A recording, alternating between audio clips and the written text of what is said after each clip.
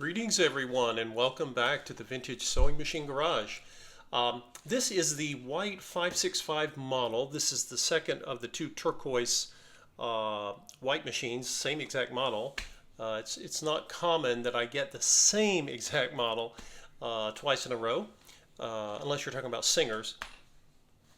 But the reason I'm making this video though, I wanted to show you all to always, when you first get a machine home,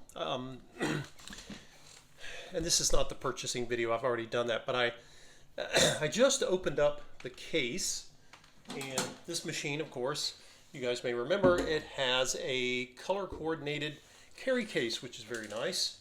And one of the things that I decided to do today was to go ahead and I'm about to start working on this, and I literally just opened it up and am actually paying attention to what's inside. And a lot of times you're going to get, and this is true whether you buy a vintage sewing machine in a carry case or certainly in a table. Always check, guys, always check the tables and the drawers that come in them. Look underneath the tables, and definitely look in any compartments for the carry case. It might be the side compartment like this one. A lot of the 1950s and 60s machines have this dual outlet plug system, which works really well and you can get replacements for. This one should be fine. I don't have a reason to think it's not, even though it's really covered in a lot of dust right now. Now, when I lift up, you also want to look under here, okay? For example, right here, I was looking at the two cords that go, the two plugs that go into the outlets here.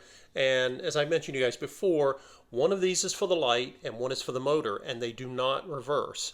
If you try reversing them, your machine will act like it's possessed. You do not want to do that. So, and it's not always easy to see. The new ones, the new plugs have it, it's actually, there's like a little decal there, and then it shows, it will read motor and light.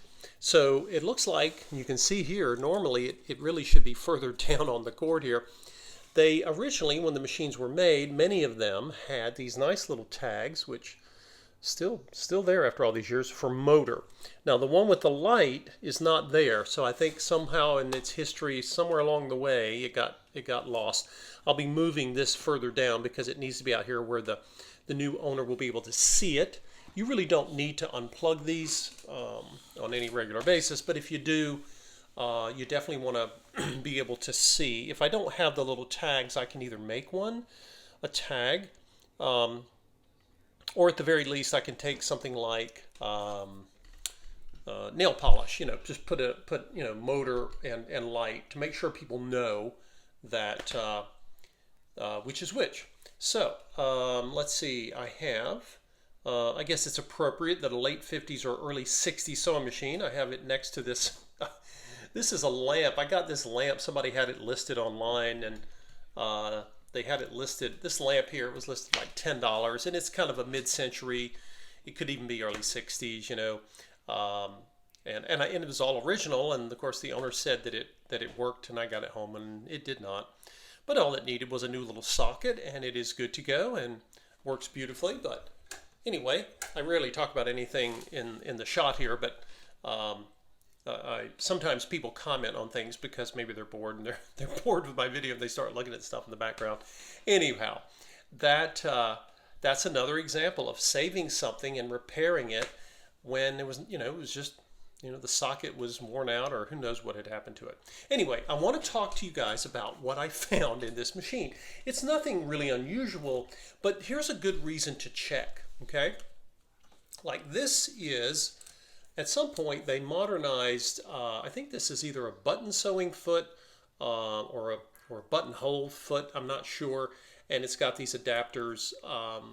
Sometimes you'll get it with the actual little booklet that shows you how to use it. This was in there. Whoops. It's like a little treasure hunt when you think about it. There's a nail. I have no idea why this is here. Maybe it was being used to get something untangled. I have no idea, guys. But you can see it's it's a nail here. When I saw it from above, when I was looking down in this compartment, I thought maybe it was a drill bit or something, but no, it's just a nail with the turn shaft there. And as I've mentioned before, a lot of times when you get a machine, again, table or case doesn't matter, you will see things that you didn't know that are kind of cool to have. Like, oh my gosh, it's got its original whatever, bobbins or bobbin case or cams or whatever. But you sometimes will see things that are sewing machine related or sewing related, but they don't always relate to the machine. I have gotten Singer machines that had white rotary attachments. Now, the brand is not so much the issue as long as they are the same standard, right? So, for example, this white uses a low shank sewing foot and attachment system because by the 60s, the White Company was using the 14.5-inch wide Singer bed platform, and they were using a low shank foot. Class 15 bobbins. All of these things were originally developed by Singer, and when the patents ran out, a lot of companies would go behind Singer and use them. Well, sometimes you will get things that are for the old white rotaries. They are not compatible. Sometimes you'll get super high shanks or shank feet that don't fit. Sometimes you get things that were, you'll get, I've had manuals, there'll be like a Singer manual, even though it's not a Singer machine. So you just, the old line about the box of chocolates, you don't know what you're going to get, which is, can be fun or not. And what else did I have in here? We've got there's a Pet Smart Perks card. I don't know why that was in here, but maybe someone's looking for it. This is, so it says, Canadian handcrafted blue mountain pottery. And if I open it up, it's talking about this is a piece made by the craftsman at the Blue Mountain Pottery in Collingwood. Now, I don't know how old this is. I don't see a year on it but who knows? Maybe they're still around or not. Kind of interesting. I learned something that there was Blue Mountain Pottery. Maybe it's still there. I've seen pottery before that has that sort of green, turquoise, bluish glaze to it, and I think you guys don't hold me to this because I know nothing about pottery really, but I think that's what it's in referring to. But anyway, it's an interesting thing it's always interesting to see what people put here and why it's here. I have no idea. Maybe they were using it to hold needles or something. I don't know. And speaking of needles, look what I have here. Now, the first thing to remind you guys of is when you see needles, look at the type. One of the reasons I sometimes see needles that are loose, but I don't always feel good about using them. I don't know if they're still sharp, if they're old and used, and someone just kept it in case they need it as a backup. The other thing is I can't look at a needle with my eyes and look at the tip and tell if it's, is it a woven? Is it a ballpoint like the one you see here? We know this is ballpoint, or we assume it is because it's in a ballpoint pack. But then that's not a guarantee either. Someone could have taken a woven needle and just used the old packaging here. Who knows? Hopefully it's for a ballpoint. Ballpoint tip needles, just as a reminder, you would use. They make your sewing knits a lot better. You're less likely to damage the knit fabric by using them. Let's see what we've got here. Now this one says universal. If it's a universal, well, it says ballpoint. So again, that's for knits. And it says made in West Germany. So we know it was made before the fall of the Berlin Wall. And it's funny, sometimes I've gotten Singer needles made in Germany and even some made in Great Britain and in the US. And it's been a long time since the British or North Americans made needles. And yet, sometimes I have a brand new pack and they've just been sitting there for decades, which is kind of cool, kind of a neat thing, right? And there are people who collect needles. I use them. I don't find that those are particularly rare. If I did, I would offer them to a collector or whatever. But and sometimes, depending on the machine, I will include them with the machine for the buyer if they're so interested. But anyway, you really never know what you're going to get. But I encourage all of you, when you first get something, right? Look underneath. Maybe somebody has taped something underneath. Who knows? There could be who knows what treasures lie in places like old sewing machine cases and and sewing tables, guys. Sometimes I've seen, in fact, I even found the name of the original owner for the Necky. I showed you guys that big, giant, fancy Necky table that I got when I got the Necky BU Mira, and how wonderful it was to see that person's name. And I'm pretty confident that's the original owner. And I've talked to you guys before in videos about the provenance, the history of something that's been around for a long time, and thinking about how many human hands, how many families have used those things. And I'm obviously a history geek. I can't help myself. But anyway, just wanted to share that with you guys. This machine, if you are local to us in Southern Ontario, this machine is being, it is about to go into the full overhaul process that I use, and it will be listed. I've actually had someone reach out about the last one, and it's the last one I had. You guys remember I had two. It sold pretty quickly, so it's gone, but someone is already asking about this one, so we'll see. I'll post it if they don't purchase it, but either way, I'll make a video, a little debut video, and show it to you guys, because yes, it's the same model as the other one, but this one has, you will see, it actually has its original knob on the needle position sensor, and of course it also has the semi-automatic winder where you don't have to loosen a clutch. You engage it like this. Obviously it needs a tire, but that's not a big deal. That's easy when it comes to sewing machine restoration, putting a new tire on. It's like putting a new felt washer on, I tell people that it's new, but it's, it's not something I expect to get a lot of, impressive credit for, because it's not hard. You just got to find the parts, guys.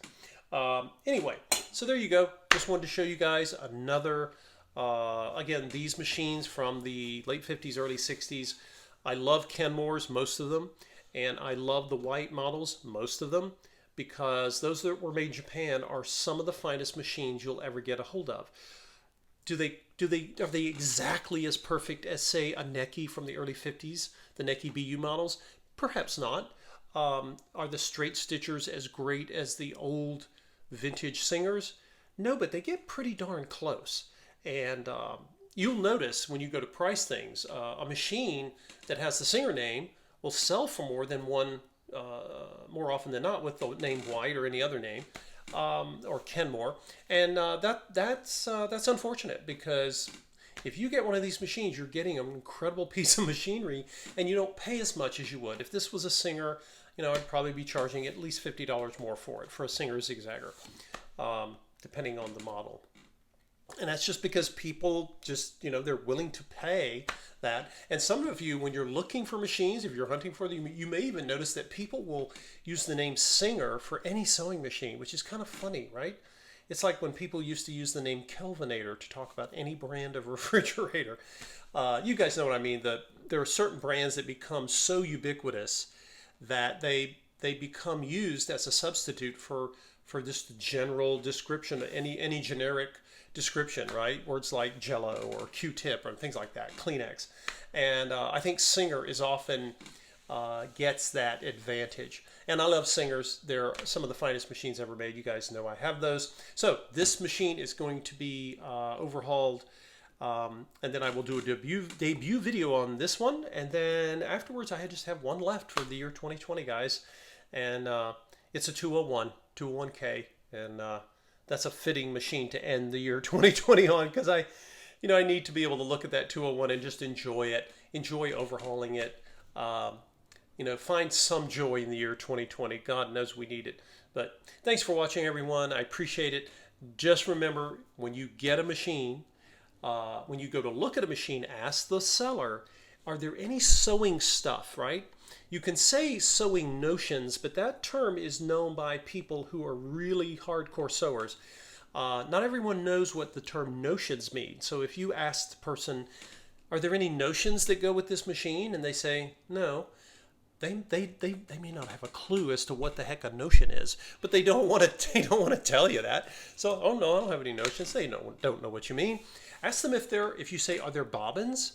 They may not know what a bobbin is, and that's okay. They're not sewing people, right? They could be really smart folks, but they're not going to know what you might know. So ask them, are there any sewing accessories or sewing stuff? Was there a box or a bag? And ask them, and they might say, oh yeah, hey, where did you... and they will bring it out to you, and it can be really helpful to you. You don't know what's going to be in that, but always ask. And then when you get your carry case machine or your table machine home, again, it bears repeating. Look under every nook and cranny, guys, underneath, on the side, in the drawers, in the compartments, because you may find some really cool stuff. I know I sure have over the years. Thanks for watching, everyone. Stay safe, and we will see you in the next video.